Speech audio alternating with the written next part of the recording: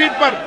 No, बिना तथ्यों के कोई बात नहीं करना। प्लीज जाइए अपने स्थान पर, जाइए प्लीज, जाइए अपने स्थान पर। सदन की कार्रवाई आज 2 बजे तक के लिए स्थगित की जाती है। नमस्कार, आदाब, आप देख रहे हैं खबर अड्डा और मैं हूं आपके साथ सुम्बुलीरम। बजट सत्र के नाम पर संसद शुरू तो हुई लेकिन चल नहीं पाई। आपको बता दें कि संसद में वित्त मंत्री द्वारा आगामी वित्त वर्ष के बजट को पेश किए जाने के बाद संसद में जितनी गूंज बजट के सुनने को नहीं मिली, उससे ज्यादा सदन की कार्यवाही पर अडानी का नाम हावी रहा। गुरुवार यानी कि कल से जो हंगामा शुरू हुआ वो आज भी पूरे दिन जारी रहा। संसद के अंदर से बाहर तक हिंडनबर्ग की रिपोर्ट पर जो हंगामा बरपा है वो थमने का नाम नहीं ले रहा। और थमे भी कैसे, जब लगातार सत्ता और अडानी समूह के मुखिया गौतम अडानी की सांठगांठ पर हमेशा से ही विपक्ष सवाल उठाता आया हो।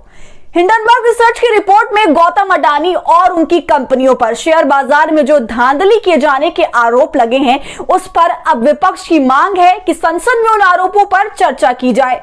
कांग्रेस और कई विपक्षी पार्टियों ने शुक्रवार को संसद में अडानी समूह के खिलाफ जांच की मांग की। विपक्ष सुप्रीम कोर्ट या फिर जेपीसी यानी कि ज्वाइंट पार्लियामेंट्री कमेटी की देखरेख में इसे किए जाने की मांग कर रहा है, तो वहीं दूसरी तरफ इस हंगामे को बढ़ता देख सरकार की तरफ से भी आज बयान आया।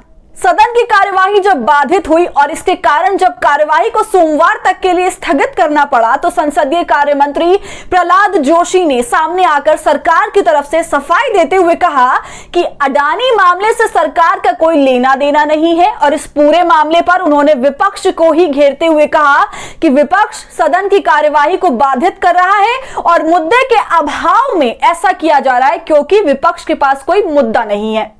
इन तमाम बातों के बीच सबसे बड़ा हमला टीएमसी सांसद महुआ मोइत्रा की तरफ से आया, जिन्होंने सीधे शेयर बाजारों में धोखाधड़ी पर नजर रखने वाली एजेंसी सेबी में अडानी के पारिवारिक संबंधों का जिक्र करते हुए आने वाले समय में अगर इस पूरे मुद्दे पर जांच होती भी है तो इसकी निष्पक्षता पर सवाल उठा दिया।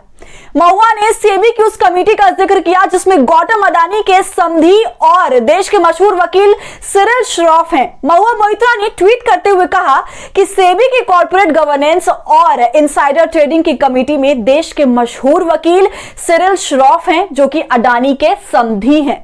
मैं श्रॉफ का बहुत सम्मान करती हूं, लेकिन उस मुद्दे पर श्रॉफ को सेबी से पीछे हट जाना चाहिए। जाहिर सी बात है कि महुआ जांच की निष्पक्षता बनाए रखने के लिए ये कह रही हैं, लेकिन सवाल ये है कि क्या सेबी ऐसी कोई जांच कर भी रहा है?